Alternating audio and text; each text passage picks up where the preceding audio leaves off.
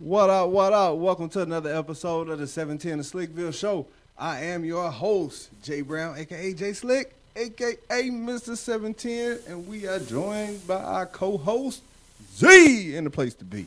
What's cracking? What's cracking? What up? We out here in these streets. That's what I'm talking about. Hey, look, I am always, I feel like I say this every week, I am excited about this show, and I most definitely am. Make sure my volume is off. Hold on one second. Yes, I'm super excited about this show because it's a lot of information that's going to be coming at you full speed ahead. We're going to be talking to two new authors. One of them, Marnique Rogers, is going to be talking about her new book, Now That I Have Your Attention. And we also going to be talking to new author, Elston Chambers, who's going to be talking about his new book, Getting Too Rich. So you want to learn about how to manage your money, this is the show to do it. And you know, we talking about mental health in Marnique's book as well. But real quick, how's everything going your way? Real good. How about you, sir? I'm hanging out in these streets.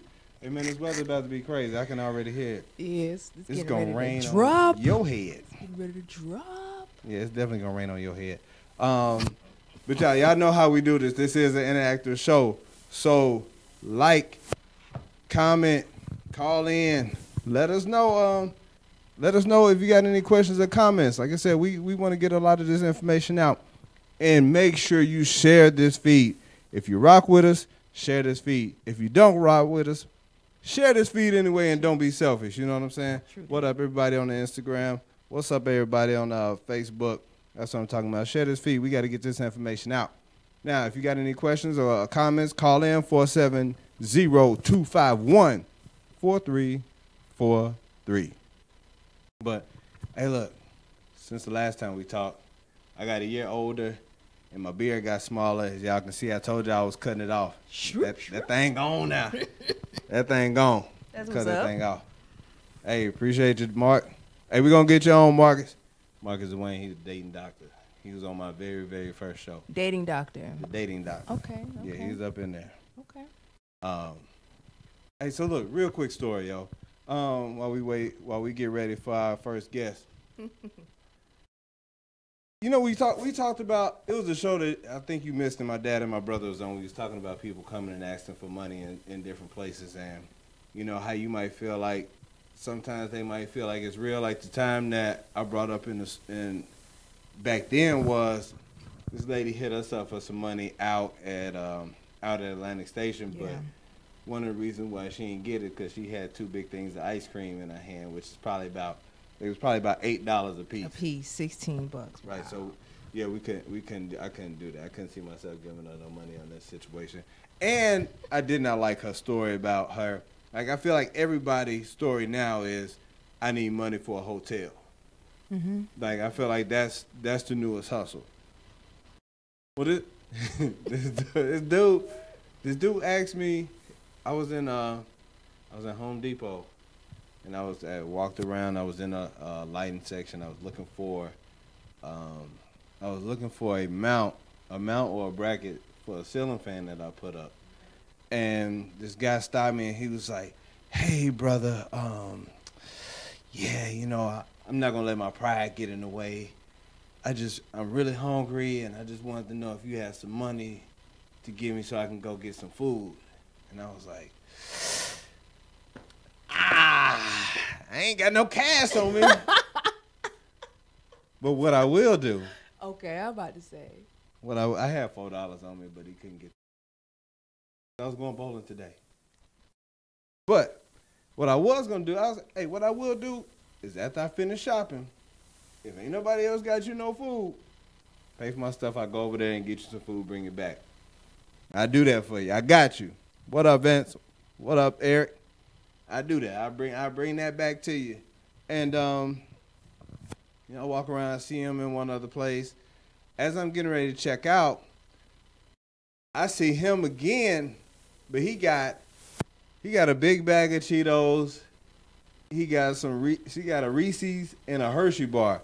And I'm thinking to myself, like, he had a smile on his face, like either somebody had already hooked him up even though that ain't food, but you out here with snacks though. Like you out here with real snacks in these streets, and so That's food to him. so at this point, I guess you don't need me, right? Not anymore. The Burger King and stuff like that, like. No, he still needed that though. But she had too many snacks. Like he was happy about them snacks too. Like Maybe somebody gave him the snacks instead of gave him some cash. maybe, but I probably.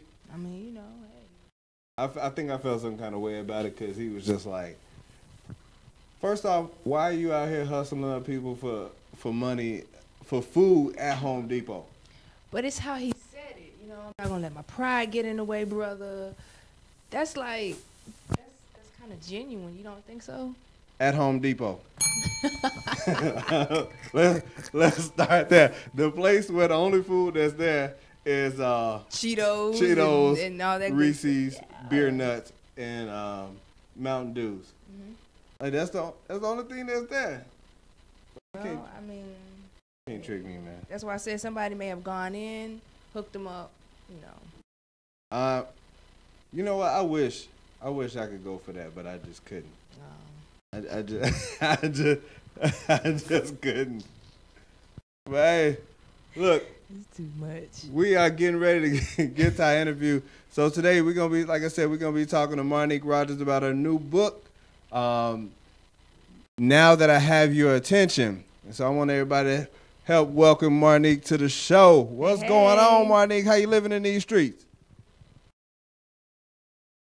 Oh, you real silent right now. We're gonna work on that volume for real quick. Hold on for us 1 second.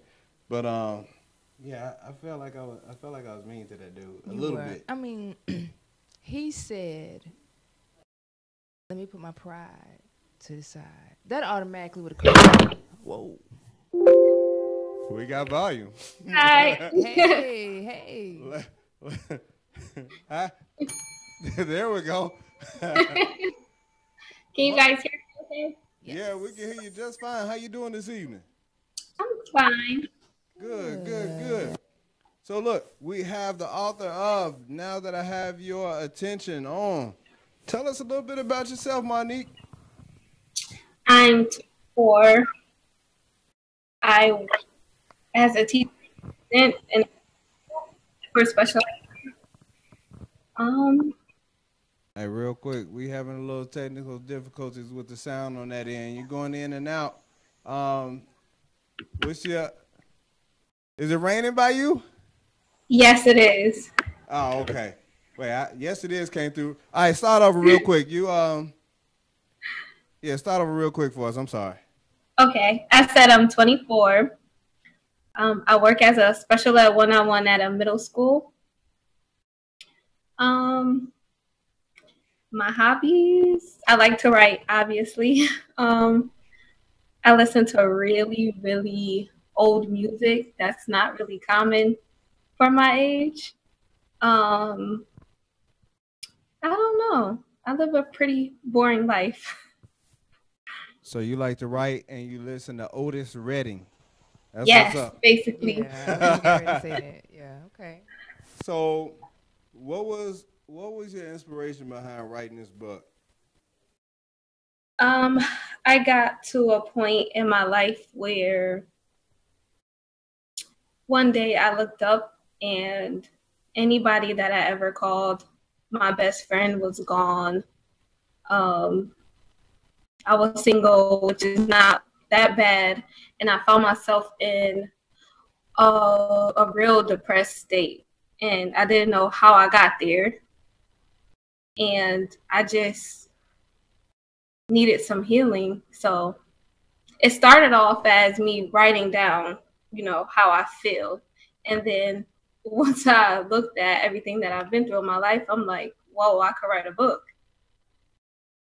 Look, in 24 years, 24 now, so it started, what age did you start writing? I write when I first started high school. Like my first day of high school. I kind of write it like inside out writing.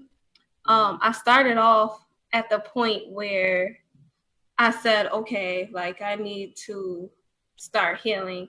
And then I talk about my first day of high school up until probably last year. Got you. Do you journal? Is that how you started, by journaling as well? I'm having trouble hearing. I'm sorry. How about now? Can you hear me? Yes. Cool. Journaling. Did you journal before you started writing, or is that how it all kind of mixed together? I did for a while, but that's not how I started it. I journaled probably like my 10th grade year, and then I stopped for some reason. So, what's some of the things that inspire you to write, other than give me good things besides Okay. the bad friendships and the breakups. Give me good things. You throw one more thing.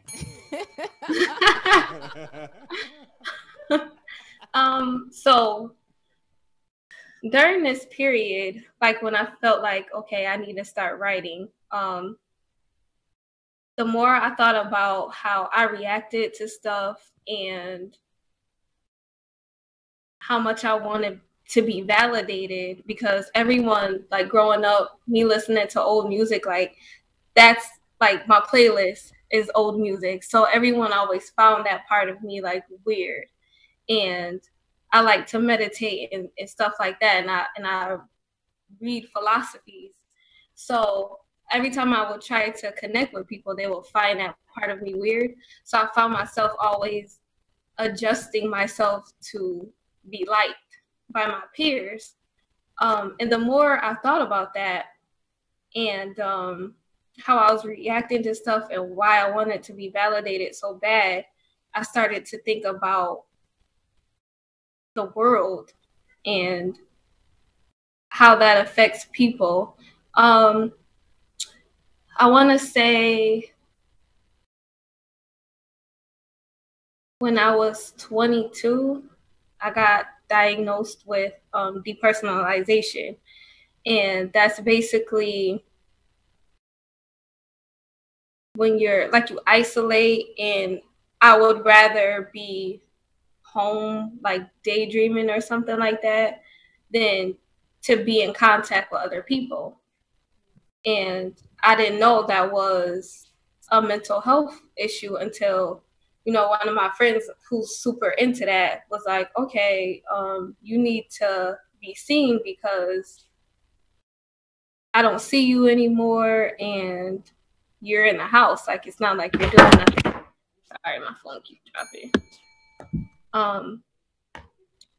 And once I got that checked out, in the Black family, mental health issues is not really normalized. So that's kind of my goal, is to normalize mental health issues, because it's so common. And then I started thinking about the mental health of the leaders of this world and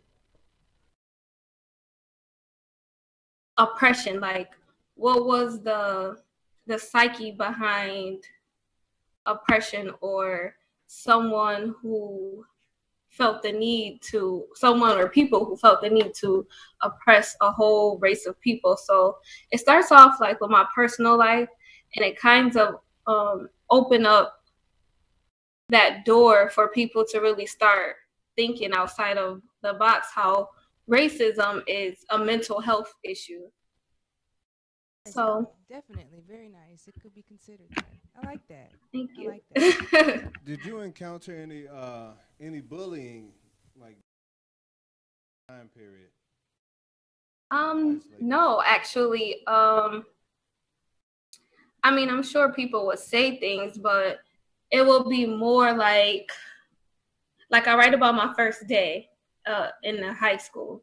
And it was kind of like, how in school your teacher has those icebreakers and everybody get to know you. So mine was like, oh, I like listening to Sam Cooke, Jackie Wilson, start going off like that. And then someone looked at me like, that's corny. They actually said it out loud, and then I shied away from it. So to avoid having encounters like that, I would try to be like other people. I would try to like readjust myself so I won't come off so weird. All right, and in doing that, I guess it kind of probably did more damage as far as Oh, the sound went out. I'm sorry.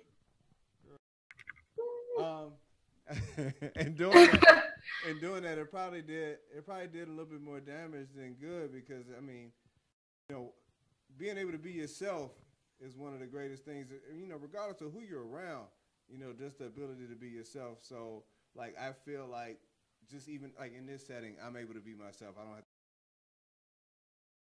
this is me whether I'm at work, at the gym, here, around my family. This is the same thing, and I guess it would be school one of the only places that you had to deal with stuff. Did it happen at home as Yes. well?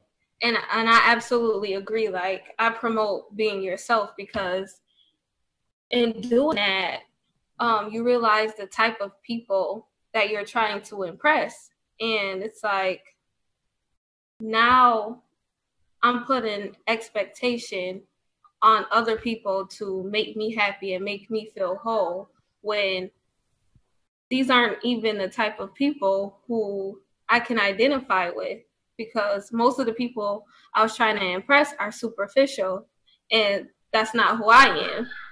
So it's like, yes, school was one of them, and I quickly broke out of that and decided to be myself, thankfully. But then I found myself doing that in like relationships. And I talk about when I was younger, I had a really bad experience where I got sexually assaulted. So from that point on, it made it really hard for me to have a sexual experience. And so when that happened, or if somebody would try something with me, I would completely freak out. And thankfully, because they didn't freak out or think that it was weird, I felt like, okay, this person is the one. So I'm going to do everything I can to stay in this situation where I knew the whole time that that's not the person for me. But I took little things like that and just seeking validation like the whole time in friendships, in any type of relationship I encountered. Do you find it hard to open up to people about it? I mean, well, back then, I know we're talking about it now, but back then, while you were still searching for that validation, was this something that were forthcoming about, or is this something you? Definitely. This is writing this book is like the first time I'm openly talking about it. And if it wasn't for me writing it down and healing from it, no one would know. Like, I'm sure my mom is going to be surprised. People that know me is definitely going to be surprised at some of the things that they read about my life. And it probably would explain isolation, me isolating a lot. Monique, your mama don't know about this book? She knows, but some of the stuff that I dealt with, she don't know. So she's gonna be shocked. It's a really great thing that you have stepped outside of your box and put truth out there. I mean, it's 24. A lot of people don't even know where to begin to tell their truth or to even know how to find themselves. So of course I don't know you, but I'm proud of you for even taking that step. It's a wonderful thing. So how does it make you feel, to be able to tell your truth and to finally be able to get out what's been, I want to say, hindering from, opening up and spreading your wings? I feel free. Like, Yeah. it's like a big weight just lifted off my shoulder because, like I said, I found myself in a place where I hate pain. Like, I hate going through things. Like, and I know that it's life, but because I'm such a happy person and I could talk to people, and I feel like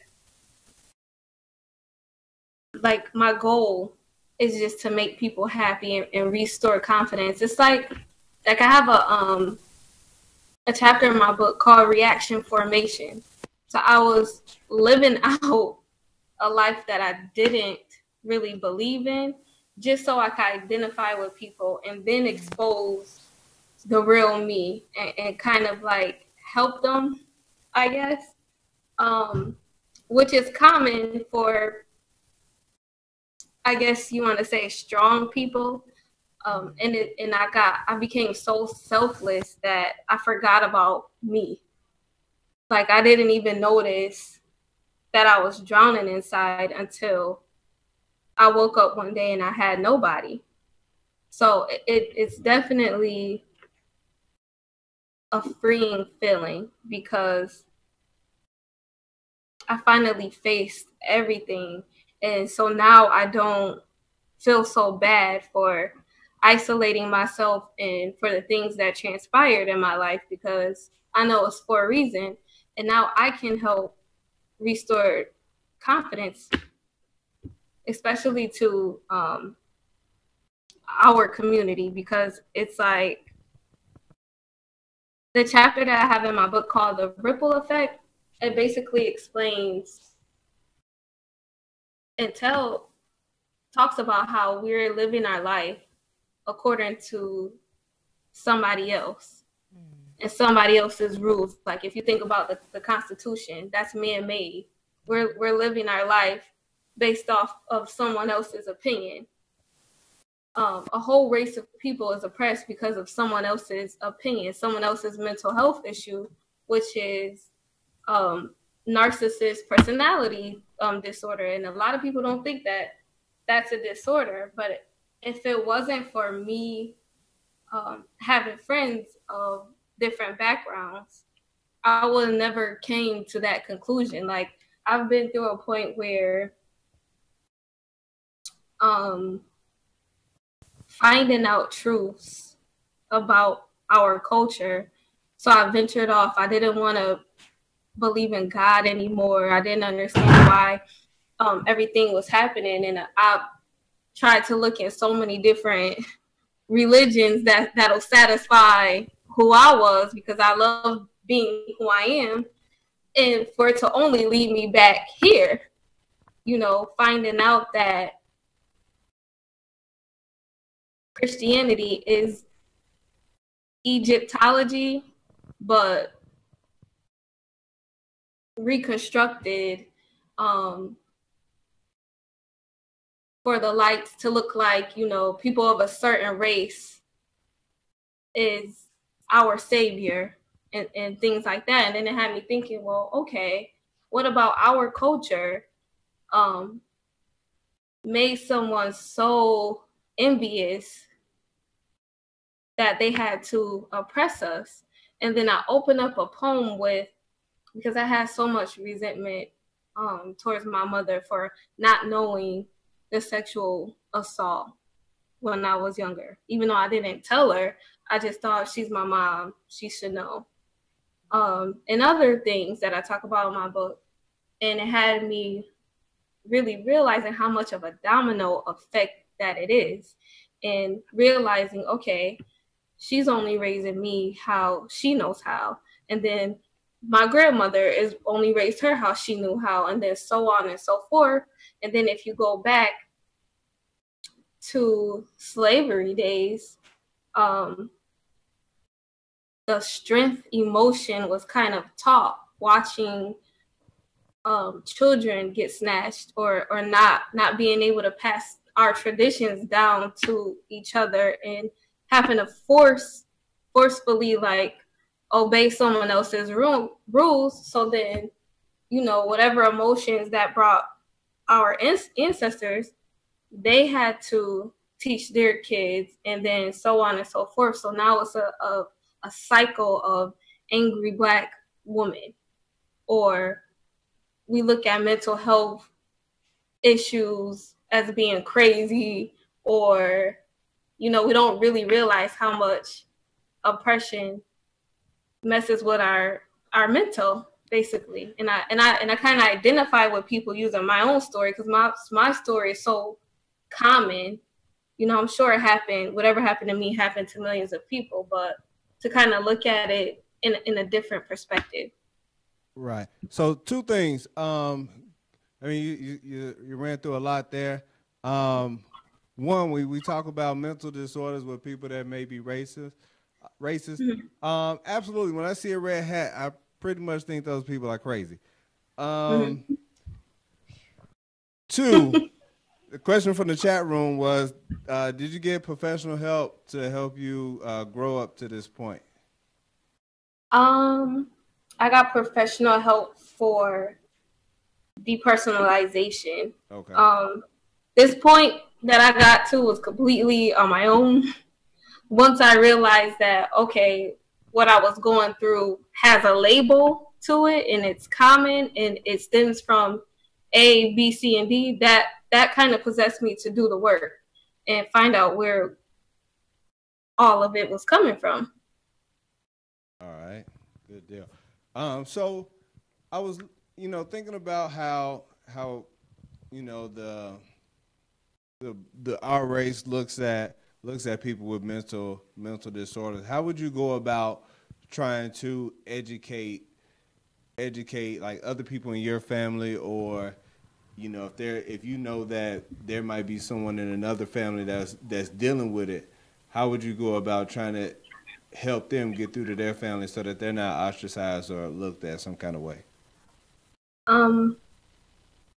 To basically read my life story, because it's so common that I feel like I can identify with so many people, especially my age, and no one would initially look at that and read it and be like, okay,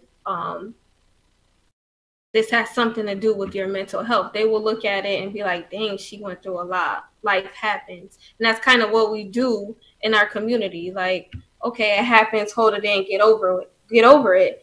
And the way we rebel against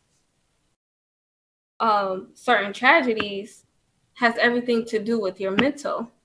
And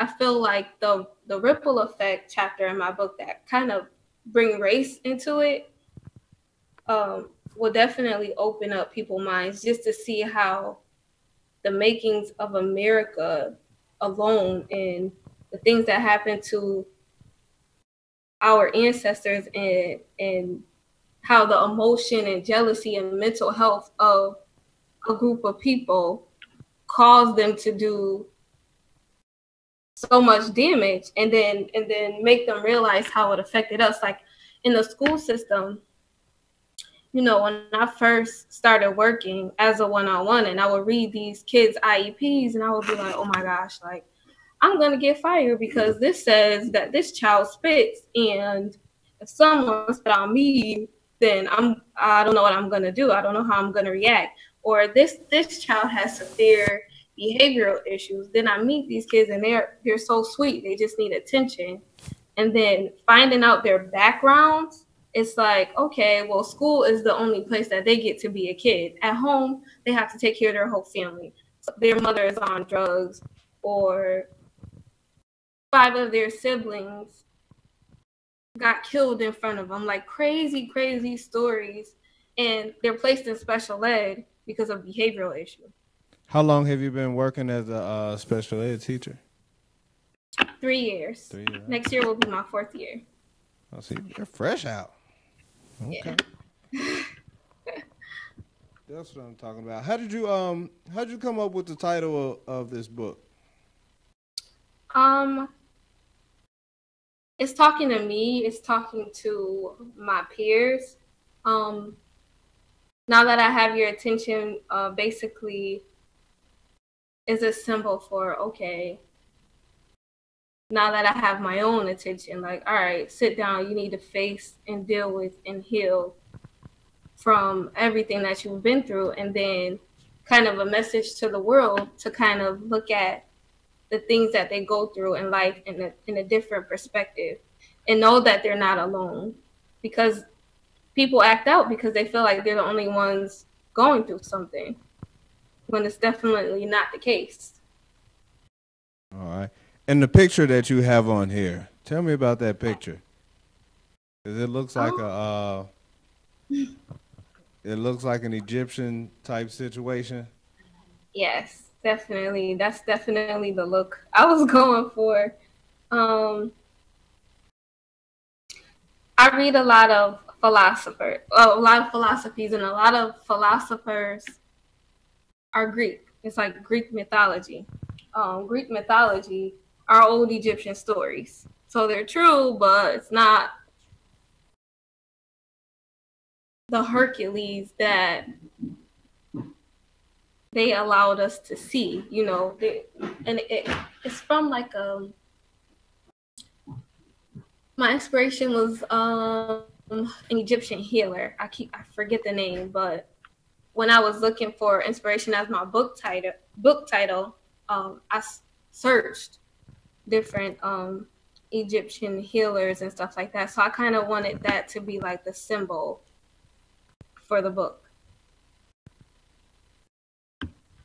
Got you. So tell everybody how they can where they can find your book. So I just spoke to my publicist. It was supposed to be out July 1st, but she's finishing the layout. So it should be available next week. But if you follow my Instagram page, tomorrow I'll have the information for you guys to pre-order the book. And my Instagram is _Marnique1 _MARNIQUE1. Okay. Y'all got that? _MARNIQUE1.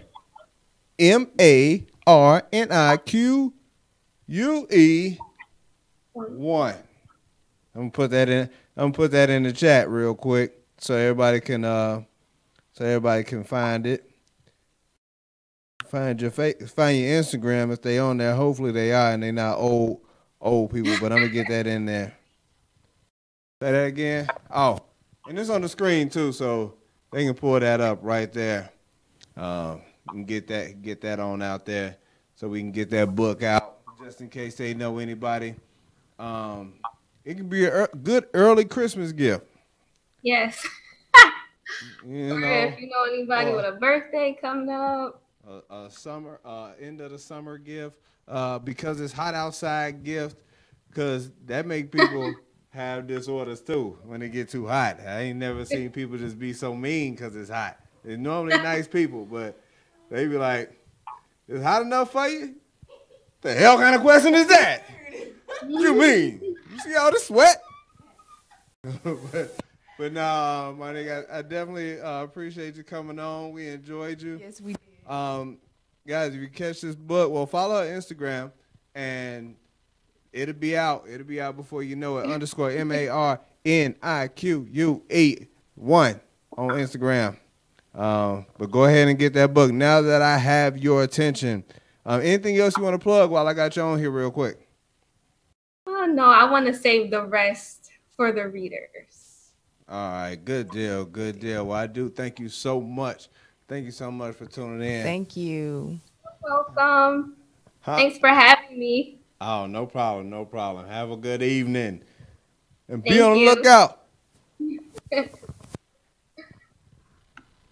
Hey, look, so, you know, she said it was a lot of good stuff in there as far as, like, the systemic stuff, and there's a lot of stuff that I've seen as far as, like, the fear that was put into people back in the day in order that's still resonating today. And when I tell my friends that I've read that Willie Lynch letter, and it made me feel some kind of way because a lot of it was still true.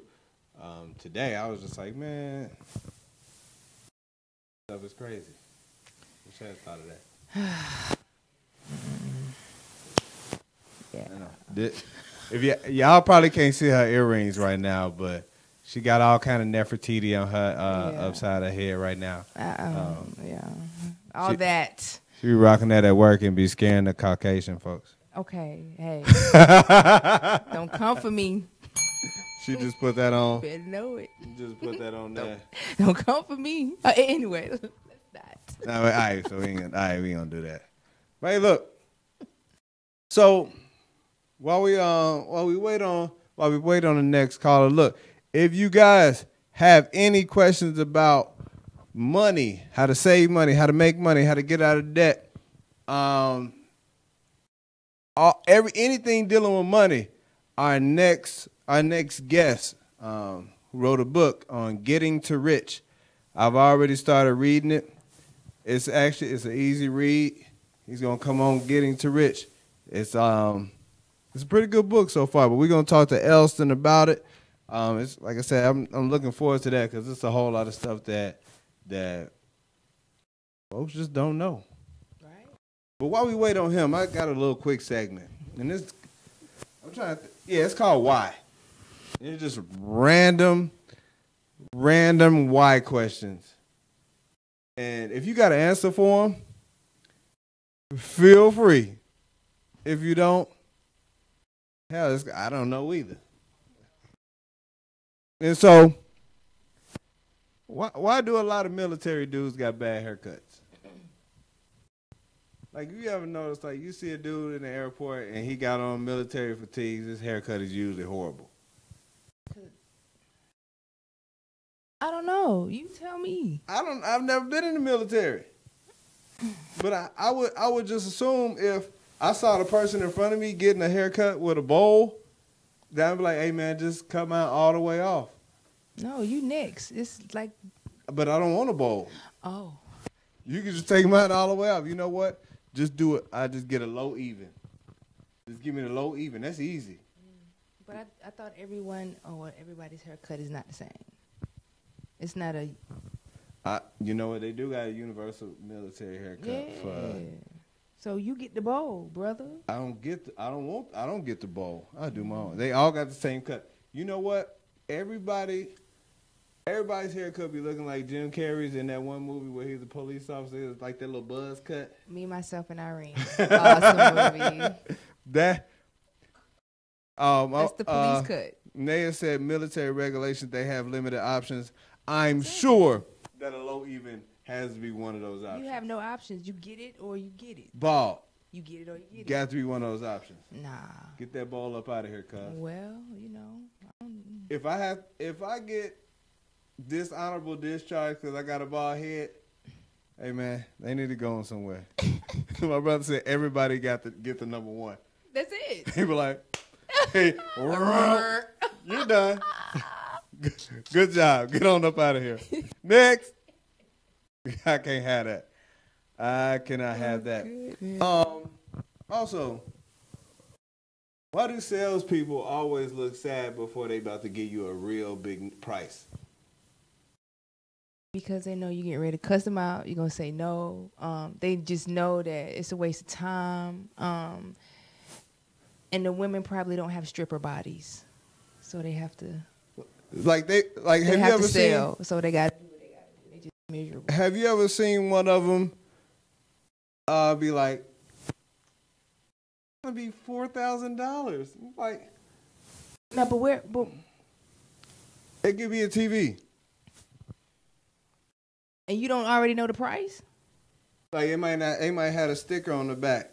They might have a sticker at the. Somebody might not stick it in. You be like, so how much is this TV right here? I don't see the number, and they be like, I mean, they probably usually look like that when they don't think you can afford it. I'm about to say, because I ain't never had that. They just tell me flat out what the price is. Never. Ever. I mean, never.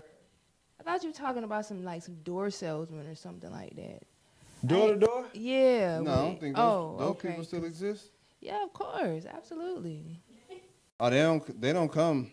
I call them Jehovah. Don't do that. Did I tell you about the drive-by Jehovah's Witness? I was getting ready to say, because they be trying to sell me stuff. I got something for y'all, though. That drive-by Jehovah's Witness tried to hit me. He did one of them. She didn't get out the car. She was like, she just stopped and rolled down the window. Was like, here you go. I was like, it's too hot. I'm probably not gonna read that. It's too hot. It's too hot. They doing drive-by messages now. I'm probably not gonna read that. I'm sorry. Don't do that. Just don't even worry about Try it. to have the kid get out. No, don't. That's even worse. Like, go Yeah, don't do that. go get your mama. Why does Fritos smell like feet? Good question. I have no idea, but they're so damn good. Like they really smell like feet, and people eat them like They're good. like they don't smell like feet. Well, people eat chitlins, and they don't smell like feet. Yeah, I judge everybody that eats chitlins. Okay, you know we got a coworker that brought some chitlins to work. No. I ain't lying. You better stop lying to me. I'm not lying at all. And warmed them up and everything. That's worse than fish, salmon, perch. We got another coworker that we got an email about fish. Yeah, well, you should get one. And the person that brings chitlins to the job, I'm gonna put you in a headlock. Look at my face. I'm dead serious. Nasty. Hey, Are you serious? I'm just thrilled. yeah, Somebody brought some chitlins to work. yeah. I had that button. This one right here. Nope, that was a failure. Nope. Where you at? Yeah, that's Chitlins. that's how I call it. Yeah, I got them chitlins on there. Here we go. Okay, look, I got one more before we get to Elston. Why don't some women like to tell their age? That's because that's not your business. Well, what's the secret? It's not your business. Well, what's the secret though? But okay, some women don't age gracefully, so they may be 38 and they may look 48. They don't want you to guess, and they don't want to tell you. They just want to leave it as it is. It's a lot of dudes that age like bananas and milk But y'all don't care about stuff like that. because it ain't like you can change it. Right, but women and men are different. You know that. It's just how the cards are dealt and the cookies crumble. It's just that. Whatever that means. All right, so look, we got Elston on the line. What's going on, Elston? Hey, I'm good. What's going on, my man? Hey, man, we good. We ready to talk about this money book, this Getting to Rich. Converting I'm telling you. converting the dream to reality. Hey, man, Sir. I'm trying to tell you, I've been reading through the book. I hadn't finished it all. But it's a lot of good information for what from what I've gotten to. Man, so Yep. tell everybody. Go ahead. So the book is about addressing the fact that there's a lot of youth, especially coming out of low-income families and poverty, once they get a job right out of high school or their first job out of college or trade school, they really don't know what to do financially. And, you come into some money or large sums of money, especially when you got your first job, you get those paychecks, and boom, boom, boom, you start spending cash. You start overextending yourself to a certain degree. You get introduced to credit cards, and all of a sudden, financial trouble, financial debt. You're trying to swim out of it, and you don't know what to do. So what we're trying to do is address the needs of our youth right in high school, to give them that education that rich and wealthy and well-to-do kids get from their parents, so that we start out on par with them, versus going through life 10 years financially troubled, and then all of a sudden figuring it out on your own or getting the information from somebody. So that's what the book is about, and we're trying to get it in the hands of our youth as early in life as possible, so that they know what to do in high school and in college. I completely agree, Elston, because they tricked me when I was in college, man. They gave me a whole bunch of free T-shirts when I signed up for these credit cards, man. Yeah. right. Nobody told me I didn't need that T-shirt. And I was like, we gotta do is sign up. Oh, okay. Let me get that T-shirt up off you. T-shirt. All right. I didn't know no better. They preyed on me. They preyed on all these young college kids looking for T-shirts. You know, give them a credit card that they know they ain't had no business. They ain't had no business with because they didn't know how to use it. Yeah, so we address that to a great degree in the book as far as credit cards, getting out of debt when you're in debt, and how many credit cards you should pretty much carry when you're young and out of college. The book has been selling well. We just sold out of our last copies today, so we're getting some reprints of them. Good. That's what I'm talking about. The biggest thing, or our biggest surprise, is that there's a number of people up here in the Twin Cities that are being introduced to it and taking note of it. I've sold a number of copies to a school in St. Cloud, Minnesota, Apollo High School. The principal there, he's using it for his entrepreneurial class, as far as introducing to his youth to how to manage their money and budgeting and those kind of things. That's not bad at all. Yeah, the University of Minnesota here has an urban outreach program, and I've reached out to a lady there, and she's helping to promote the books in her, they call it the UROC program with her youth kids up here as well. And of course, there's the Urban League. We're trying to, we had meetings set up with them, but it got canceled. So now we're getting that rescheduled for next week. And the biggest thing that I'm looking forward to is that our mayor of Minneapolis, young man, I'm not going to mention his name. I'm not sure if I can mention his name on the air, but he's going to have a program here, some of that TV show with, what's that program as far as you on there and you solicit or ask for a sponsor? Shark Tank. Yes, indeed. He's going to have a Shark Tank show up here for minority businesses. Hey, man. Hey, we trying to get in there. We behind you on that one, yeah. They need to get that book out there because we know that it's as far as like money and wealth goes, that it's definitely a gap that needs to be closed, and you know it's a lot of it's based on just generational knowledge and habits of spending and stuff like that that we just people just don't know, or it's just been instilled. And I mean, we talked the other day about like there's a generation of people out there that still believes in paying half the water bill, like just enough so it don't get cut off, and that's just a bad hustle. It's just a horrible hustle, but it happens. Exactly. Yeah, we want to take care of things because with your check, you should always pay yourself first. You should always do that, and that changes the whole mindset of people. Most people, like we had discussed previously, most people just get the cash and start paying bills. They forget that, you work for your money. You shouldn't just start giving it away to somebody, even though you got some of that trouble. You should still pay yourself first, enjoy it, then start paying other folks. And you got to spend the money the right way, though. Right. You can't go out and spend it all. But it addresses those things in the book. So in the book, it talks about budgeting, which is also one of the things that goes into paying yourself first, which it's just some stuff that I didn't even think about.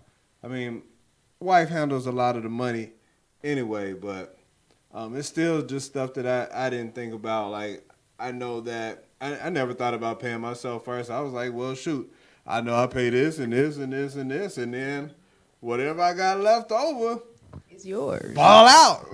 Like, yeah. Right. Yeah. And so it was never really truly a thought about saving. Elson, why do you think it's so hard for people to save?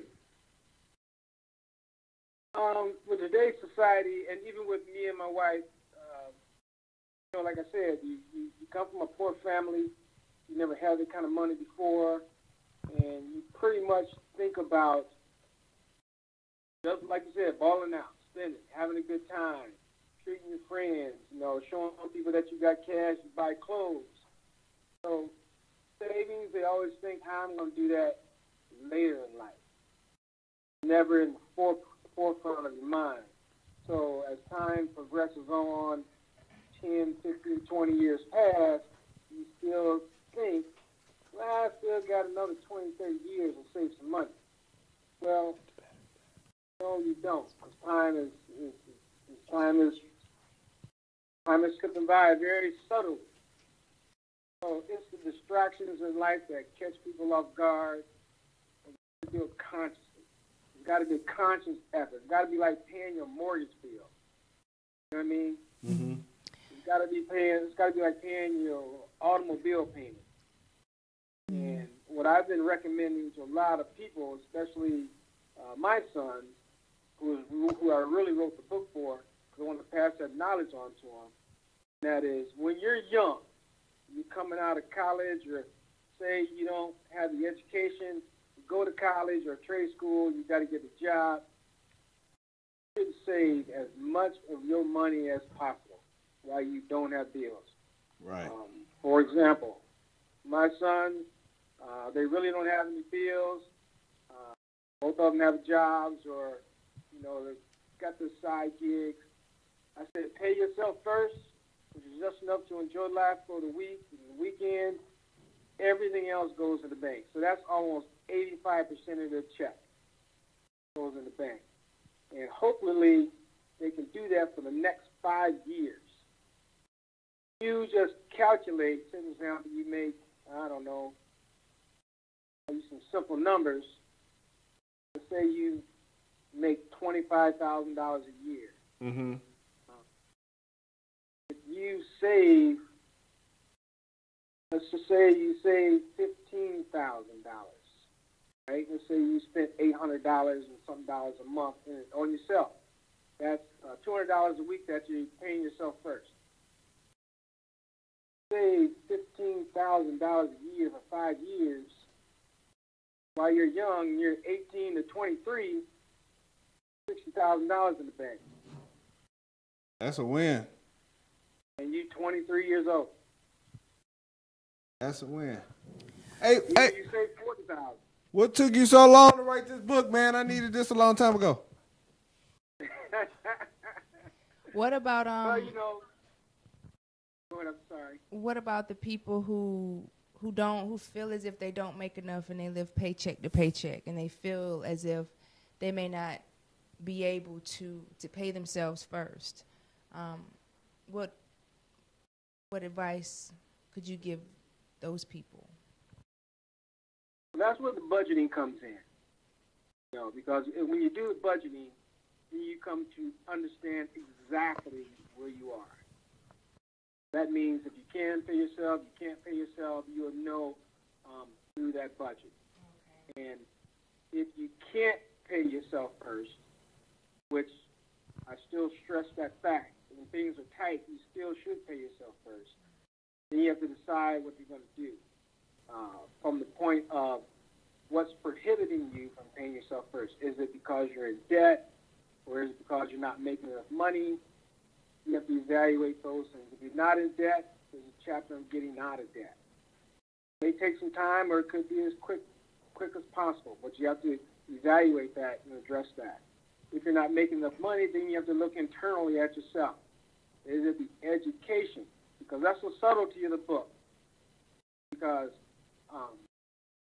money doesn't make you rich. It's what you do with money that makes you rich, right? Right. So if you're not making enough, you have to look at your education.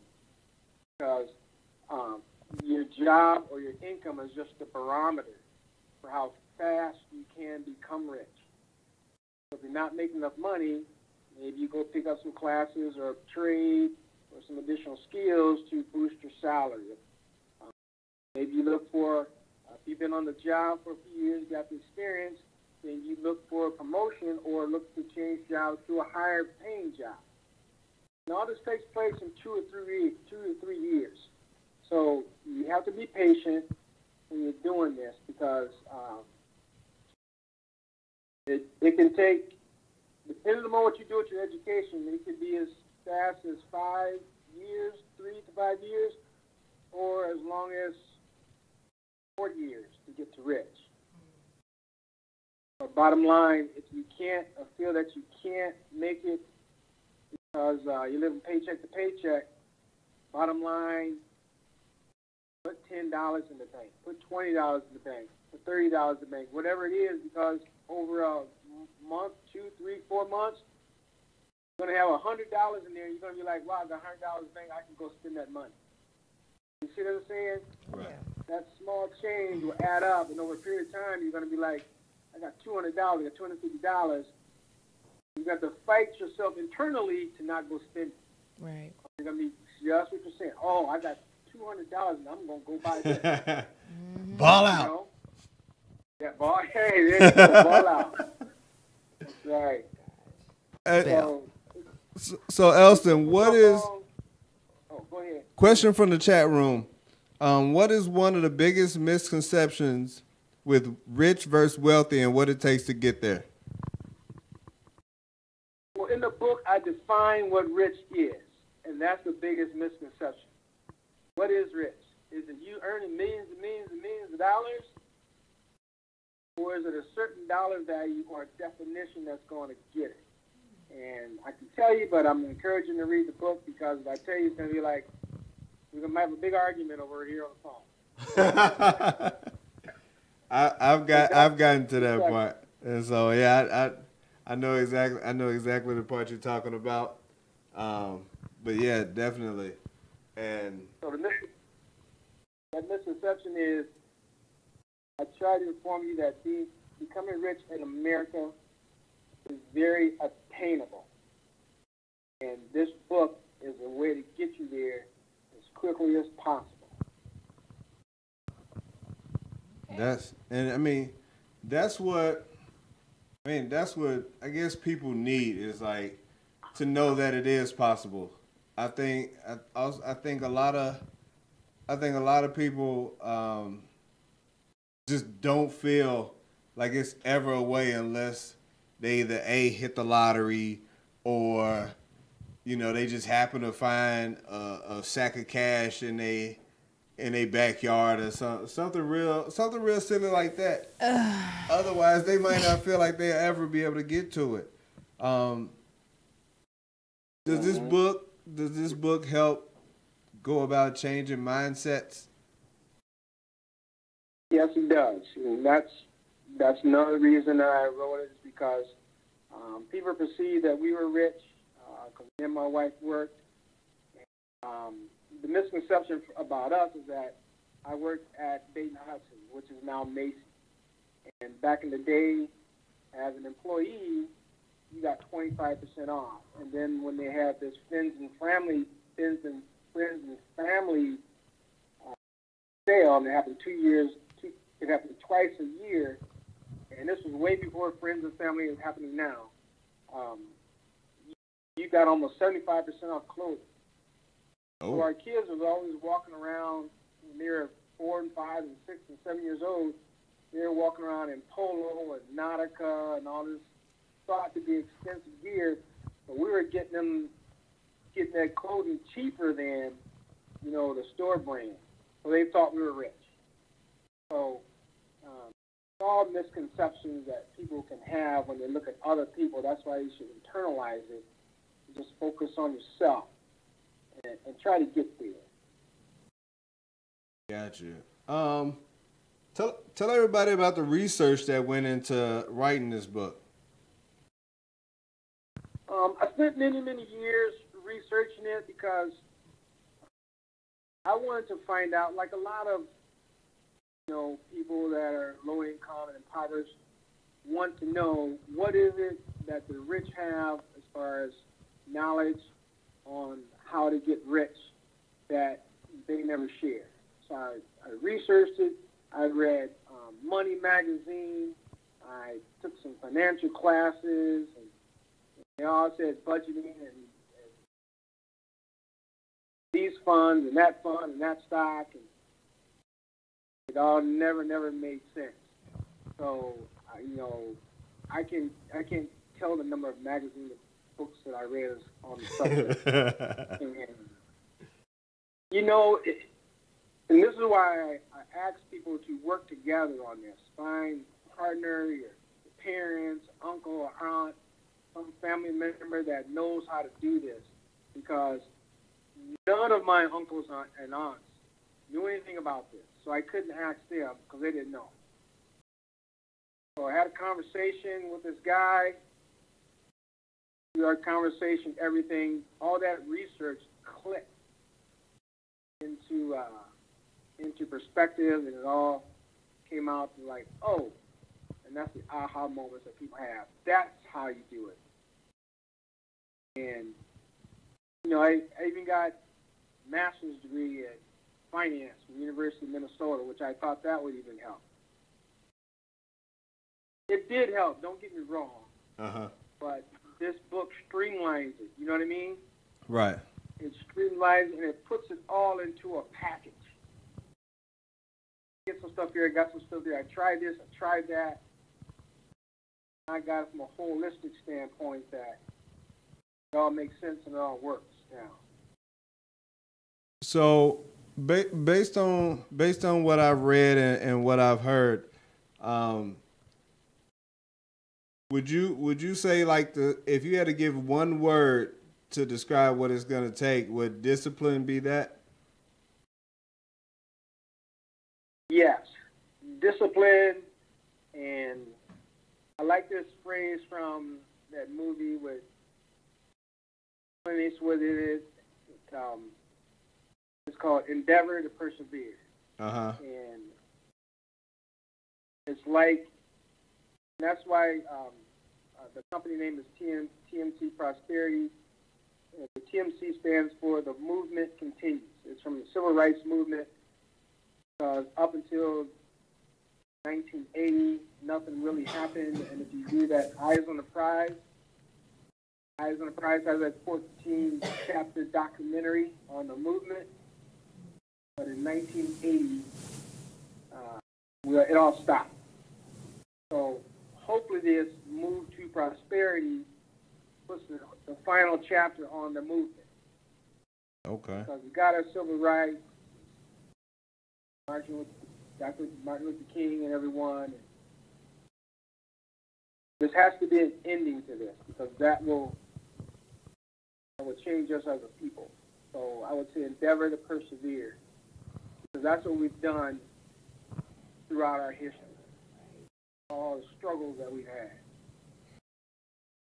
Yeah, and we continue that. Yeah, I can, man.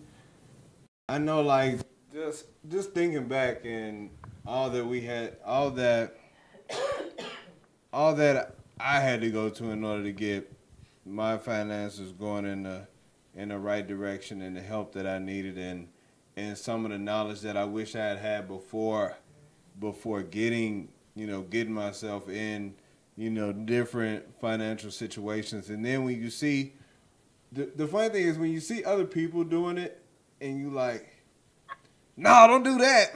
You don't want to do that. Yeah. Right.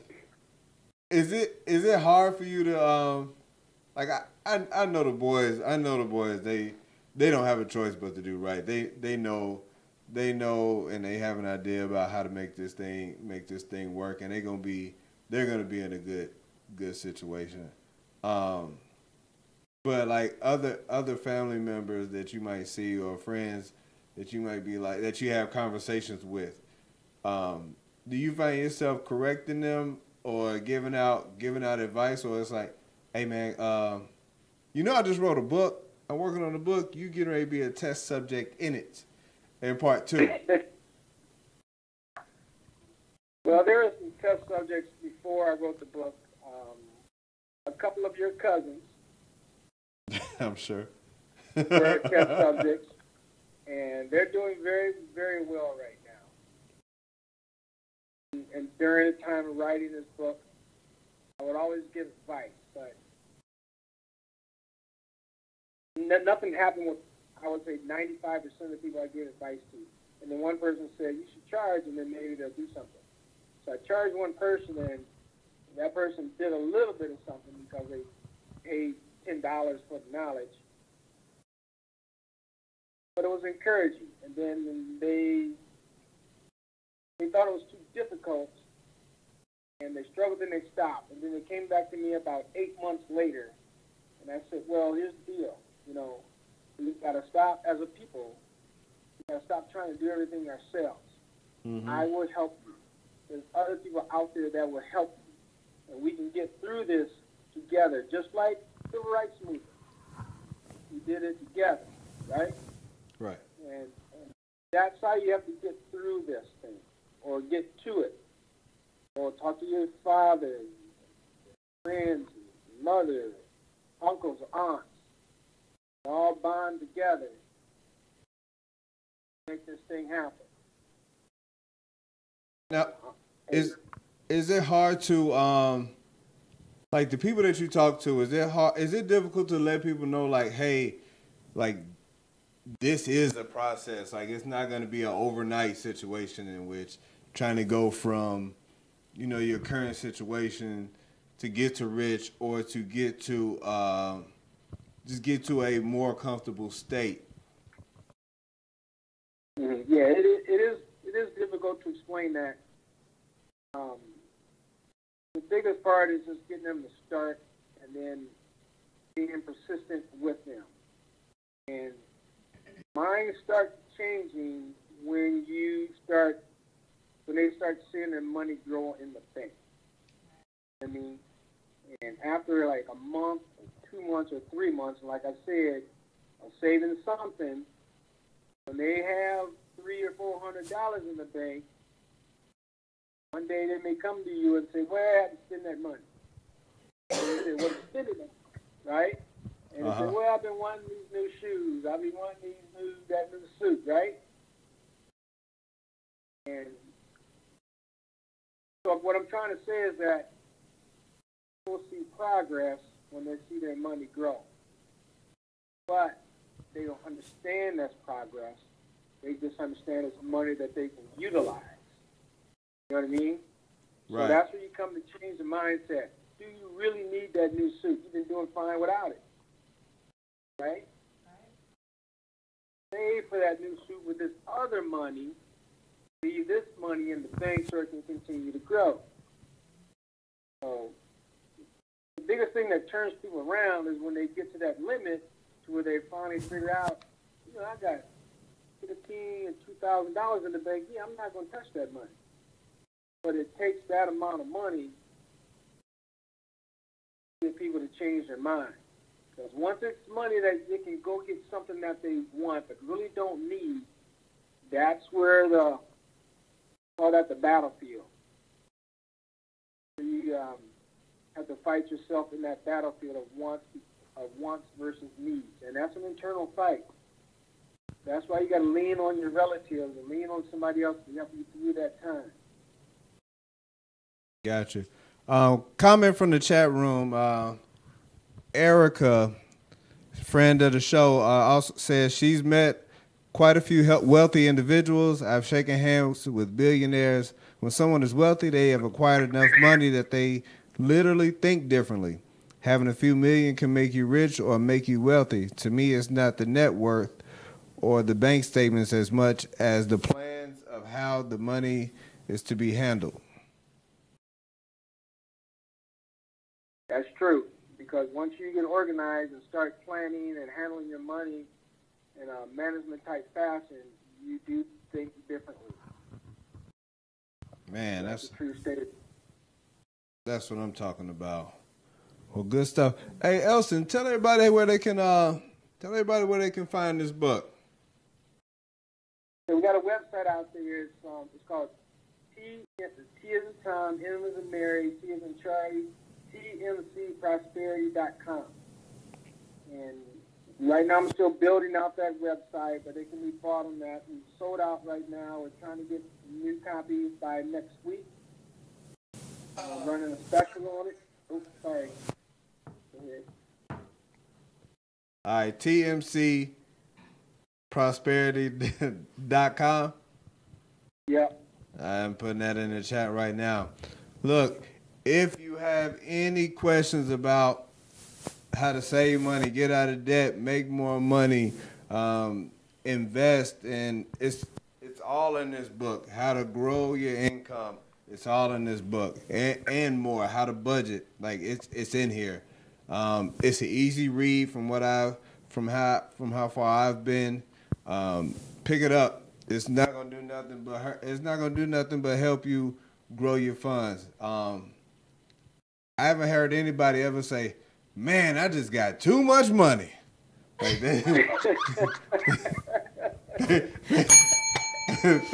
I've never heard anybody say that. Like, don't nobody talk about, "Man, I just got too much damn money. I don't know what to do with. I need to figure out how to get rid of some of this money." Like, it's just not. It's not what it is. And so, look, it's gonna take time. It takes effort. This book, I'll tell you how to get there. TMCprosperity.com is where to go to order it. Anything else you want to plug, Elston, before we get on up out of here? No, I just thank you. God bless. I appreciate the time and giving me this opportunity. Oh man, you know what? I told you before, a lot of stuff that there we go. We got promotional price through the end of this month, $14.95. We already sold out the first copy, but you can buy it now straight from the website. We got it up on the screen right now. Listen, yeah, grow your money, get your money right. I'm reading. Real quick, we just got one question. What's your thoughts on stock market investment? I know it's in the book, but it just came through the chat. Stock market investments, get stable first, right? Get your emergency fund and other things, and then learn about it yourself before you trust anybody else to start managing your money. Learn about it yourself, and then start investing. And then start investing with safe investments. Because you're still young, got a long time to grow this money. Don't go crazy and lose it all. Because right now, with our current president, you don't know what's going to happen. Yeah. The truest stuff. So learn about it, read about it. I got you. Well, yeah, man, I appreciate you. I appreciate you coming on. If I catch any other questions or comments in the chat, I'll forward them over to you, and I get them back over to the people that have them. But I thank you for coming on, man. We'll definitely be in touch, man. All right. Thank you very much. Talk to you soon. Oh, no problem. Have a good one. Yeah, thank you. Guys, that was Elston Chambers, author of Getting to Rich, that we were just talking to on the 710 To Slickvill Show on Status Network. Look, let me see where we at right now. So I still got a couple more.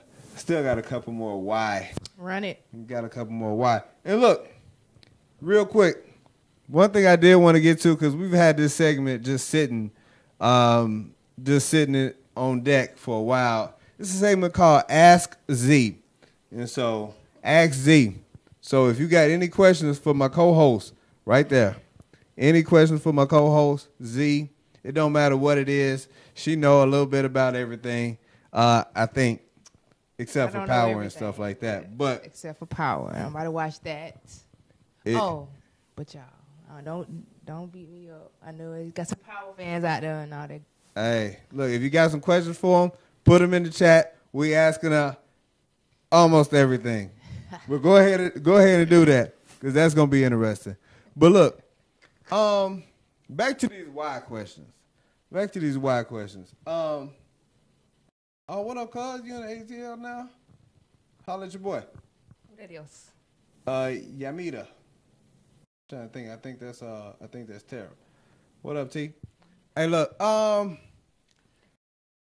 Why can't a man be frustrated when his woman rushes him and then the guy got to wait for her to get ready?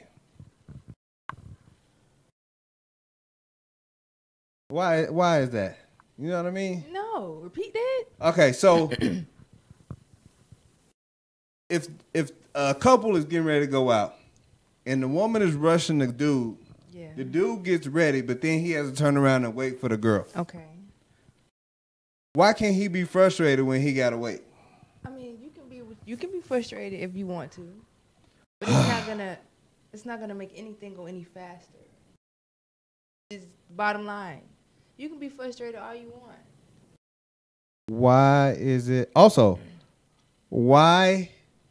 It's a funny question in the chat room. Why does it take women a long time to get dressed after you've already given them a time? So, for example, there was a time that I went out. I was back in the day. Back in the day, I told this lady, I was like, "Hey, I'm gonna pick you up at 7." She calls me, and she's like, "Hey, can you make it 7:30?" Cool, you got an extra 30 minutes. I get there at 7:30, and I still gotta wait 45 minutes. Why? Why does that happen? I mean, we just are like that. I mean, it takes us a long time to get ready. We may put on an outfit, and it may not be what we want, and we've already put makeup on for the outfit. So then we have to put on another outfit and change the makeup. I mean, it could be a lot of different reasons to why you guys have to freaking wait 45 minutes. But the wait is, y'all be all right. Doesn't sound valid. Well, Okay. there's really no explanation behind it. It just is what it is. I mean, it just take a long time to get dressed. And I know some men that take just as long as women to get dressed. I wouldn't know who that would be. I know men that just they take just as long. My stepdad. Maybe Miguel. I don't know. My stepdad And takes Prince. forever. Before. Question from the chat room. Z, what's your hidden talent? We ain't even there yet. My bad. Never mind. We're going to wait on that. Just think about that, though. Think about that. Who asked that question? Don't you worry about it. You got time to think about it. Another question. Another why question. Why is it weird to hear an old lady say that she got a boyfriend? I don't think that's weird at all. I don't think it's weird at all. Mailman, what's good, buddy? Man, what's going on, everybody? Hey, Man, hey. chilling in these streets, asking these why questions. I hear some of them. What y'all got going over there? I had to stop in before I try on these church socks. You so stupid. I had to stop in before I put these church socks on. Hey man, hey mailman, is it weird? Why is it weird when you hear an old lady say that she got a boyfriend? Like, what's the cutoff age for a woman to say she got a boyfriend? What's the cutoff age? Yeah. Ooh, probably. Yeah, you got to stop calling them boyfriend after 55. 55. Wow. That's my boyfriend. Chat room. What's the cutoff age? What's the cutoff age to say that you got a boyfriend? For a woman to say that she got a boyfriend? Because I almost feel like at 55, I want to say. After 55, you know what it is. What is it? Hey, we just pretty much we done had our fun early in life. Now we just trying to see where this go. We can have a little bit of this, a little bit of that going on. Now we just trying to chill. Julian said you can't say boyfriend after 50. I was thinking about 40 something. No, because you know 45 and you know like, 45 is like the new 30 now. This is like my man. This is my dude. This is my old boy. This is my. Not babe, boo. Throw that out the window. This is my. Directly in This the my chat. man. Yeah, this is my man. Like, This is my man. You guys would be like, this is my woman. my mom want to know what is old. What is old? You as old as you feel. Good answer. That's true. That's true. Good answer. Woo. But after 55, you just gotta say this is him. Safe. But there, I do feel even if you feel like you feeling spring chicken, there's still a number that I feel like has to be put on boyfriend. Yeah. Okay, well, I mean, man, lady, guy. Yeah, but after 55, you be like, yeah, this him. Nah. Gentleman. Mom said gentleman friend. Yeah, I like that's nice. Yeah, I like that one. That's I nice, like that Mom. one. That's real nice. Gentleman friend Gentleman when you get to friend. be in your. This is my gentleman friend. She's referred to. Or this is my bingo buddy or something like that. Mom, don't do you it. you know, you say something like that. You know, this one we go bingo every weekend. Oh, somebody brought up a good point. What is the age of the guy? No, because I mean, unless she getting her cougar on. Is she getting her cougar on? Marcus. darling. Now that might be a boyfriend. So a guy, like, yeah, man. Guys don't have an age. That is ridiculous. She could be my girlfriend forever. That's Yeah, ridiculous. because guys be running around in the club and they have all kinds of little girlfriends once they get older. This is my little girlfriend right here. Dropped off about $20, you know. Yeah, you got older men having Slid through having babies, so I guess they can, pop my pill. That's ridiculous. You know what I'm saying? Yeah, this is my little girlfriend. Y'all That's my know little who this is. My girlfriend. little girlfriend. My little boo I'm thing. going to go see my little girlfriend tonight. Give her some money. But you know what? You know what? Hey, Y'all man. right though. Like, there's no like. You wouldn't look at an old guy if he said, "That's my girlfriend," right there. You just be like, "Oh, okay, that's what's up." But an old lady, "Oh, that's my boyfriend." Why? Yeah, that sounds weird, don't it? Why? Did you hear how your voice went? Yeah. That's my boyfriend. That's my boyfriend. Why Yeah. though? Why? Straight up. My friend. If the girl said that he was the boyfriend, That's my boyfriend. Yeah, old Myron could be That's like, my boyfriend. I'm about to slide through and take care of it, cut her up a little bit, give me a Yeah, little trim. that old tender right there, tender, and that's okay. Oh, we can say okay. That's a good one for an older chick. That's my tender right there. We can't. my tender, We can't say tender. you are something else. So. Wait a minute now. We can't say tender. Tender. What's the difference? I don't know. Tender just sounds funny to me. Young tender. Is Well, it- old man can say it. is That's it my a- young tender right Is there. it a snack? Well, is it? I mean, I don't know. Where my older women at out there? What are some of the older women? I got. It's only a couple. One or two in here. But that's no, over men a certain and age. women, it's just so different. Like you guys can do anything y'all want to until you get to no age, and you still like You're- okay with it. You're correct. That's so ridiculous. Yes, you're correct. That's ridiculous. Why do Men people? are just men. We can't help it. Why do people drive Maseratis and other expensive luxury cars and stay in apartments? That's Like you see that? all for the status. Can't even answer all for the that. status. Yeah, that's got to be it. Just If you do that and you in the chat, okay, it's too bad. we ain't mad at you at all. Look, I used to deliver mail around back in Arkansas. Some of the people watching, they know what I'm talking about. That's ridiculous. It be cars out there with $5,000 and $10,000 rims on it. That house barely even worth $10,000 by itself. They sitting out there with a Charger on 24, Yep. Charger on 26s, and then the house look like it just got 10 on the top of the house. The paint chipping. They'd be like, but it's spinning All though. for the status, just to say you got it. They spinning though. They spinning on these fools. Yeah. It's all for the status. Yeah, they spinning all right. And then soon as one of the wheels will catch a flat or a tire catch a flat, now they riding on 3 because they can't afford to get another To the get wheel that tire, when it yeah. breaks down.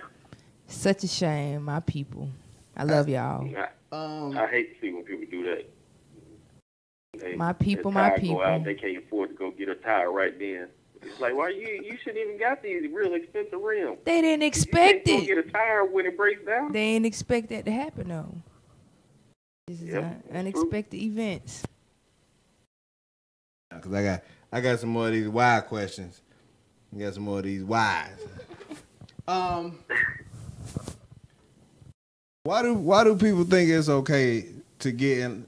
Why do people think it's okay to get in line in the express lane, you got more coupons than you got items at the grocery store. Because that's not a stipulation. If you have under 10 items, it don't say 10 items or less and no coupons. I mean, they got to scan those coupons. Okay, but if you got 10 items and 10 coupons, that's it. I'm going to call the police on them like coupon. Hey, man, don't do that. Don't do that. That ain't cool, though. That ain't cool. No, but there's no stipulation. There's no sign that take? it doesn't make a difference. And I love coupons, by the way. They're awesome.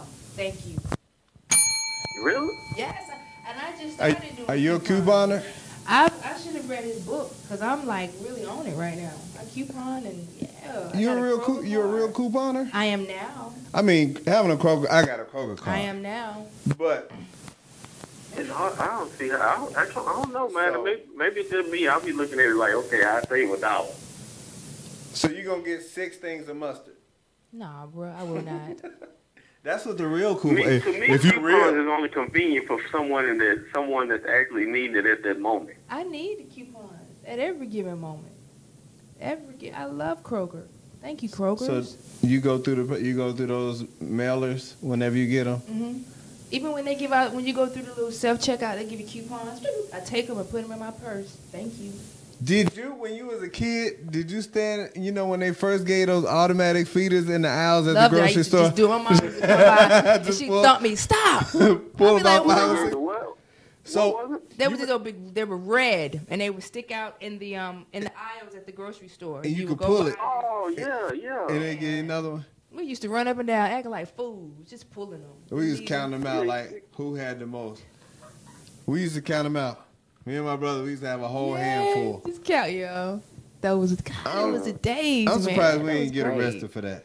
Nah, they ain't. You Well, might see, get why- arrested now. For that. What's that? Go ahead, see? So you might get arrested now for that, but back then, nah, that was Coupon okay. Carl. Yup. Punk ass. Hey, See, it was too many of us, so that's why we didn't go. It was 5 of us, so whenever they went grocery shop, we didn't go. Coupon Carl ass. Y'all stayed at home. Yeah, they say they were like, we're going grocery shopping, and then my older brothers, they always watched us, cause they knew it was too many of us. They know we gonna get in there. And We show knew- out. We knew better, but it was just too many of them. Yeah, That's y'all probably hilarious. stole. I doubt they was stealing. Y'all wasn't stealing. Hold on. No, we knew better than that. Not if you didn't want. I had them parents that when they said it at that moment, you did it at that moment, or you probably be picking your teeth up. Hey, did y'all get group whoopings? No, I didn't get no group whooping. Oh man, we got group whoopings when we was What? kids. Yeah, Oh. like if one person did something and there was Okay. there was no clear evidence on who did it, everybody got in trouble. No, we didn't get no We group. used to laugh at my brother all the time while he was getting whooping. So that didn't.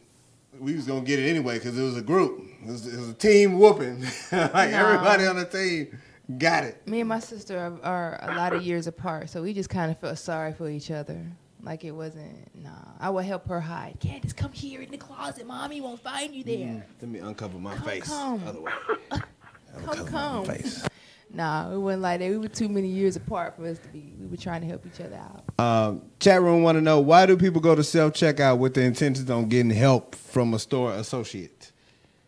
Because them self-checkouts is fugazi, man. They ridiculous. Like, But they work though. but the thing is, it's like, okay, If you even don't know- if I don't put the juice inside the paper bag correctly, the plastic, then all of a sudden I can't do nothing else. and then Because I they have to think you ask her. stealing. Let me tell you something. You thief? I wish. But that's why they're so just ridiculous. I don't like them. They Look, just. I don't like people that can't figure out to put the barcode across the thing. Boop. Boop. Like it's Oh, how to put the yeah. you gotta be able to put the barcode. Don't scan the front. Ain't no What about barcode on there. What about the people that get the fruit and can't read? Yeah, So they don't know what to push. They need to get caught. They need to get police called on them. So that's when they call the people to help them. They need to call this guy. Who is that? That's Coupon Carl. Now it's not funny if he got Parkinson's, but I don't think he got Parkinson's. Oh, I think Oh, see. I'm You're done. nervous. Done. I didn't think he had that Muhammad Ali. Oh, Shout out to that. damn. Hey man. He was Hey, don't. I'm looking up. I don't. No, he get it. He done Oh, you got it.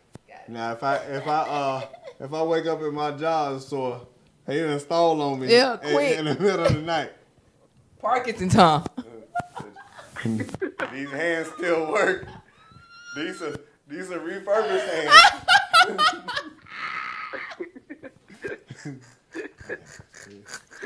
Hey, straight up.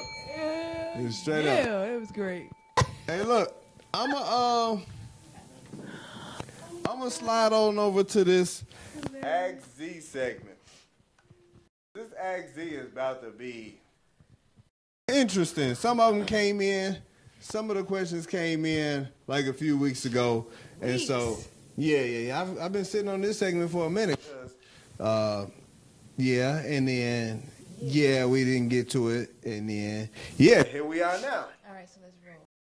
I'm gonna wait for the one that came through the chat. Hey, mailman, if you got any, don't hesitate. Hesitate, brother. Don't you hesitate at all. That's not what we do. Hesitate. One of the questions that came through was, would you date a mechanic at Jiffy Lube? No. What? Let's dig into this. You get your car fixed for free. No. Is there a particular reason why? Your mechanics suck. Next question. Oh, look. So. Oh, that sounds like somebody from experience. Nah, it was just. They was trying. They was like, "Hey, girl, let me go ahead and look up under that hood." And look up under that hood. I think you need a little lube in there. Ridiculous again. Again. No mechanic, especially at no Jiffy Lube. No, the answer is no. The answer is hell no. You must have tried to date one before or something for you to answer that quick. I've You never didn't even dated. think about it. I've just had some really bad experience with these janky ass mechanics, so the answer is no. So I wouldn't want to ruin a relationship because of the so no. They get mad. They get mad at her and mess up her carburetor. Ooh, yeah, I'm good. I appreciate it. Yeah, but nah. she going for an oil change and end up having to need a new transmission and everything. Right. No, a new engine. Just do me Current dead wrong. situations. Current That's why you situation. gotta make Exactly. it seem like you know what you're talking about when you go in there. Before you go in, and all ladies, remember this. Before you go into a mechanic shop, don't just go in there blindly. Go search on the internet about what you think it might be or something, and then talk a little bit to them like you know what you're talking about. Be like, well, you know the dipstick on it. I didn't know. You just Google something. Yeah. But make it seem like you know what you're talking about when you go into the mechanic shop. Yeah, Even if you don't know what you're talking about, just say a few terms that mechanics might use. That way they'll know, okay, I ain't dealing with nobody that don't know what's going on. So I can't fool them. Hey, man, yeah, the radiator fluid on the camshaft is what you need in order to get your axle rod straight. Or just say, you know, my dad used to work on cars, and I used to be out there with him, but, you know, I don't want to get dirty no more. You just say something to make them be like, okay, well, I can't be playing around with her. She might mess around and take it back to her daddy, and he'd be like, no, they did too much. Oh, yeah. All right, so Z, chat room question. Who is your childhood hero? Oh. I don't have a childhood hero. I never did. Never did. Nah, I never did. Damn. Okay. I wasn't that kid Wasn't that kid? that had heroes and people that I looked up. You didn't have nobody you liked as a kid that you thought was cool? No. You didn't watch cartoons or You nothing? didn't like Michael Jackson? I watched cartoons. You didn't want to have no superpowers or nothing like that? No, I like Looney Tunes. I like Bugs Bunny and He was racist. you know, stuff like that. Like I don't know. I was a different kind of kid growing up. I'm sorry. Oh, it's okay. No judgment. You weird. I'm just playing. I'm just playing. Hey, what is your another chat room question? Julian, bringing them on in. What is your favorite pastime? What do I like? If you say nothing, I'm gonna throw this whole microphone at you. What do I like to do in my pastime? What was your favorite pastime? Like, I grew up playing basketball. That was my thing. That's Me always too. my Yeah, pastime. that's it. I definitely grew up playing basketball. Yeah, I grew up playing basketball straight like that. Chat room want to know You if can you hoop? was good. I can definitely hoop. Yeah, I was a power forward from the 8th to the 12th grade. I worked that thing out. Yeah. Do you still hoop? I got out there for the first time a couple of weeks ago in a long time. I still got my little jumper, to say the least. But yeah. But that was. I'll be I'm trying to record it. guard you all the time. Yeah. I'm gonna record it, mailman, and send it to you. Hopefully it's on that day. Make sure I put them tennis shoes in the trunk. Let's see them jumpers. Yeah. You know, we gotta hoop at the job. Yeah.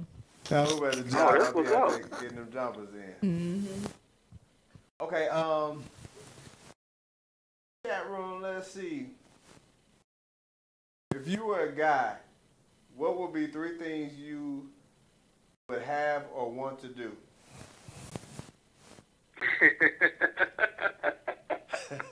Well, Gold toes. if I was a guy, I would definitely want a big. And the second one would be. Why you stop though? Why you stop? Oh, Why you gosh. That would be definitely I would want to know. The second one, if I was a guy, I would want, if I were a guy, I would want. Keep saying if I was a guy. Keep saying it like that. Because I'm just trying to figure out if I was a guy,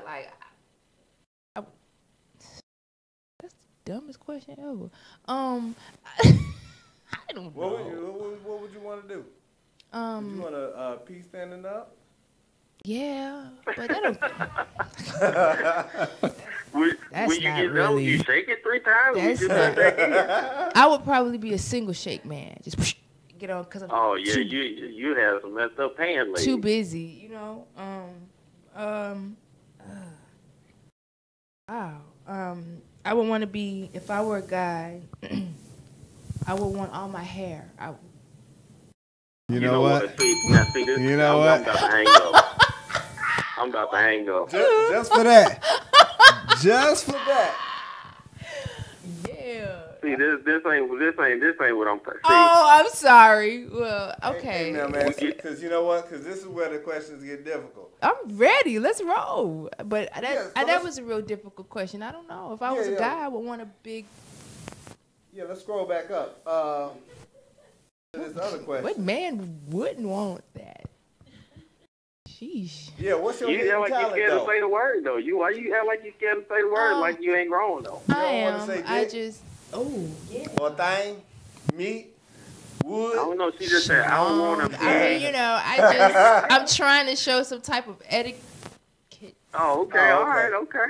I understand. Thank you. Thank you. About this hidden talent that was in the question. Z, what is your hidden talent? Then I can't tell you guys that. That's my business. Also, it's one of those type of hidden talents. It's not just something regular. It's hidden. It's hidden. Yeah. I can tell them if you want me to. I'll tell them. What is a hidden talent? What is a hidden talent? She said it's her business. Do you spin around on it or what? No. Boo. Look at her. Look at her. She's so crazy. She's so crazy. Oh. Help me. Jason. You need some help? Yeah, help me. Yeah, it involves handstands and it involves handstands, blow torches, and huh? Oh. Yeah, it involves handstands, and somebody said it involves golf balls and water hoses. I have no idea. That's gross. Wow. You must work that Circus Soleil. Yes.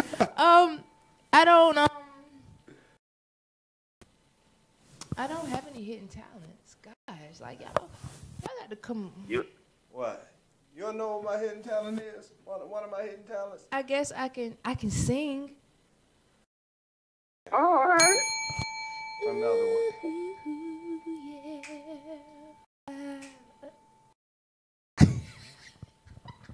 Go ahead now. Yeah, go ahead. Let's get that duet kicked up. Go ahead, mailman, right behind you.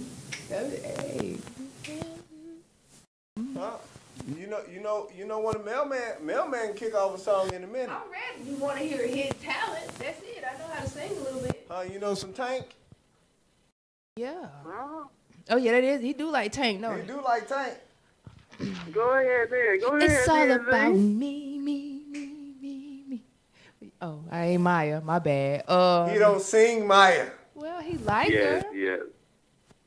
I don't know. In the heat of the night. I'm about to knock it out. I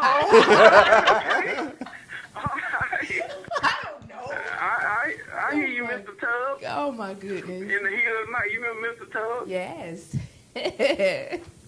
I really can't believe she just went right there. Oh, Somebody requested Fire and Desire by Rick James. Okay, I could do that. And Tina Marie. Go ahead. It starts off, you know. Go ahead then.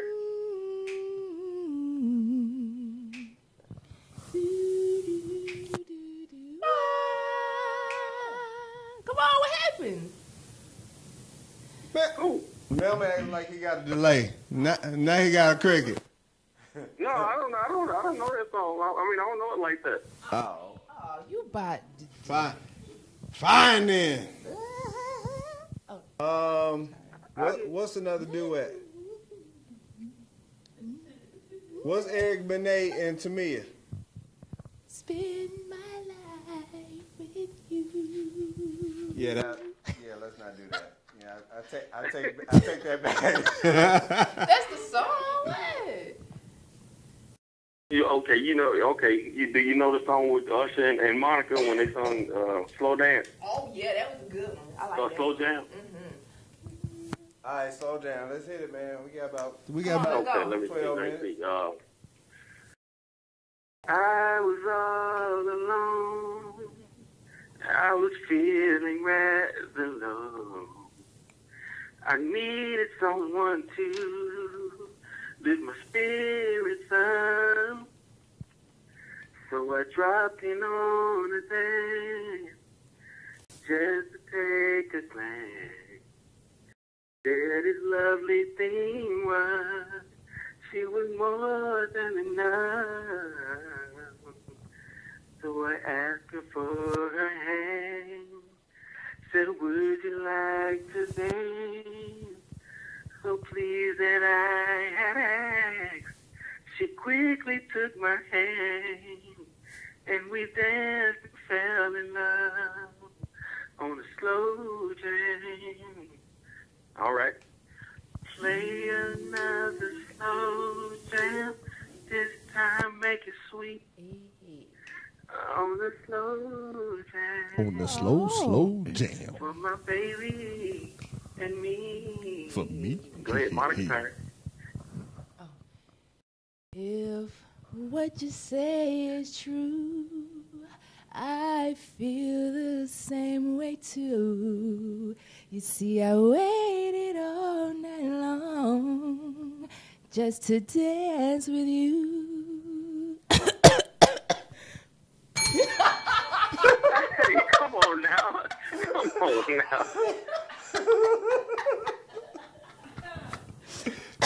That moment.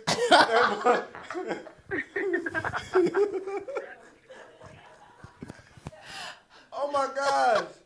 Wait, is that on purpose? She is true. She had just drank some water. I really couldn't remember nothing after that part I saw, so I just had to. Sorry, but you're great. You sound wonderful. I can't sing, y'all. I just, I don't have no hidden. You good. I don't have no hidden talent that I could put out on the air. I would rather not do that. I do have a little. I do got something. I ain't gonna tell y'all all my business. I don't have any hidden talents. There's a whole bunch of laughing in this group. I know. Laugh, hey. Right there. A good measure. Hey man, I can't believe you did that. What happened? What happened? So apparently some oatmeal came out of somebody's nose. Ooh. When you did that. When I did what? When you. Y'all see I got this water right here. Yeah. That was in the process of being a moment, and then I did that. You forgot the words. Man, I actually started closing my eyes. I'm laying back on the bed for a minute. Getting into it. Do that because you moved back to Florida. Yeah, shout out to Socks. Shout out to Goto. Yeah, I'm laying back in the bed. I'm listening. I'm kicking my feet up. I'm getting under the covers. Something happened in my throat. Oh. Yeah. So she said. Hidden talent. Oh, see, okay. I mean, we did mention water hoses and golf balls. You did. You mentioned it. Did nobody else mention that but you? You mentioned that. Water hose and golf balls. Banging on the handstand. Yeah, we did mention handstands too. Head down. Hey. You know what? I wish your phone worked so you can hit him with that. Oh, y'all. So, I learned how to do the what I called it. Kiki, do you love me? She wanted to do the In Her Feelings challenge. Is that what it's called, bro? What is that? The Kiki song. My sister killed it. That's the only reason why I was trying to do it. Candace, if you are listening, you killed that. That Kiki. What is it? I don't know what it is, man. You ain't ever seen? Oh man, yeah, you tripping. Okay, I can't. Yours ain't gonna work. I know. It gotta play longer than like 2 seconds, cause if you stand up, I mean, you can actually stand up real quick and move that chin to the side real quick. See, that ain't it. Y'all know how to do it? Every time I Go stand ahead. up, it stops. No, it's okay. You gotta get up. Hey, you gotta do it with me. See, I don't know. I ain't never heard it. I heard somebody talk about the Kiki, but I ain't know what they were talking about. Hey. What happened? Hey, man, y'all done went all the way off the rails. Hey. Oh my God. Woo. And Mailman, I know you know that song. You be on Facebook. You got to know that. Yeah, everybody's heard. I heard people talking about it, but I didn't know what it was. It's y'all tripping. It's just like a. It's like a. I don't know, man. I'm looking. Y'all are tripping. Hey, did you see? James think he LeBron James over there that shooting. Oh, I hate the jacket. Oh, I was didn't real mean to say that out professional. loud. I hate the jacket. I don't like you. I hate the jacket. I don't like. Can we turn that Kiki back on so he can stand back up? Oh. Huh? Hey, look. So I said, now that we got this new set, I felt weird coming in here with a T-shirt on when I saw it. And so I went ahead and put on this jacket so I could look a little bit more professional. But at the same time, I was like, let me do it like those cats on ESPN. So I seen Bomani Jones one day, and he had a real button-down shirt, a tie, a blazer, and they just happened to pan down. They saw his leg, and it was some red basketball shorts. You got on the 2016 Fellows Blazers. Oh my God. I was like, shoot, I can do that. I can make that. Yeah. Shoot. You showed him. I can't believe he did it. I'm so proud of you. Look, didn't nobody know up until that point. Like, it was like, man, Jason fresh. Man, I thought It's like- I said, man, Slick done got over here and he put on the suit. He out here killing the He guy. got the and1 basketball shorts on too. He out here looking like real Mr. 17 back there. Oh Look, my He's God. super He fresh messed back around there. and started doing the kiki and shorts on. You the shorts on. You were like, wait a minute now. What's wrong with that outfit? Hey, I already knew I was gonna do that. I just see how. Look, everybody calling this the LeBron. Nah, this is the LeBron had on tailor-made jorts. He had on. Hey, I did see a suit like that, the shorts. I was like, man, I might rock something like that. It was nice, but not the one LeBron had on. Nah, At first, I was talking about it, but it was the one I saw. I was like, so I you might rock like that like with the boots and everything, huh? With the Jodeci boots. No, I can't go with boots. Yes, you do. Yes, you do. You like them Jodeci boots. I go with some low cut to show my ankle. Here you go. I need to get up out from around this desk and be like, be better tomorrow. Put my glasses on, grab a man bag, and bounce. Like, that's how I end the show.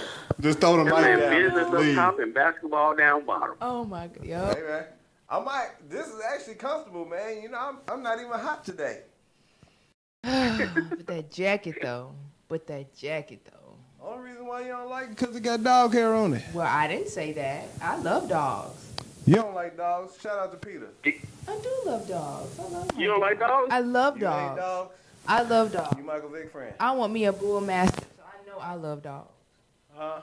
Yes. You don't like the candy, though. That's a baby horse. You don't like dogs. Yes, I do. Yeah, bull mastiff, huge. I know. That's what I want. Let me just start off by Either that or a Great Dane. Let me just end this show by saying Z does not like dogs. I do love dogs, and I love dogs. Hey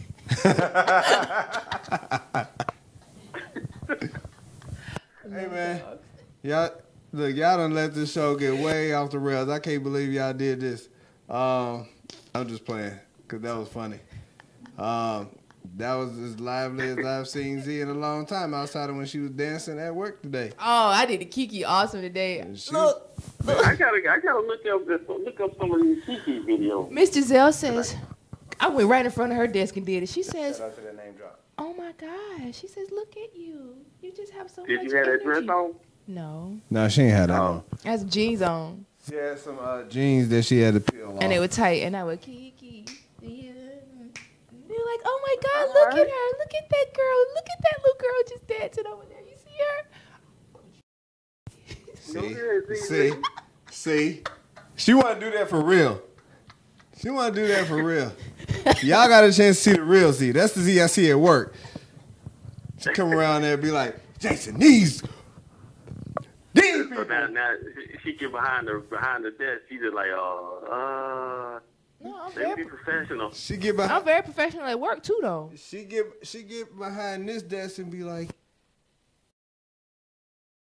about writing this book and saving money. And then at work, she be nice. She be nice nasty at work. She be real nice nasty at work. It's funny to me. Cause don't come up telling me that you don't know how to turn your computer on. Push the button. Gets on my nerves. You see that? That's the real. Damn, push the button, lady. That's the real. All of that. Hey, where y'all work at, man? None you. It's what we used to work. If they don't know how to turn the computer on. That's what it's about to be. She out here saying names and everything.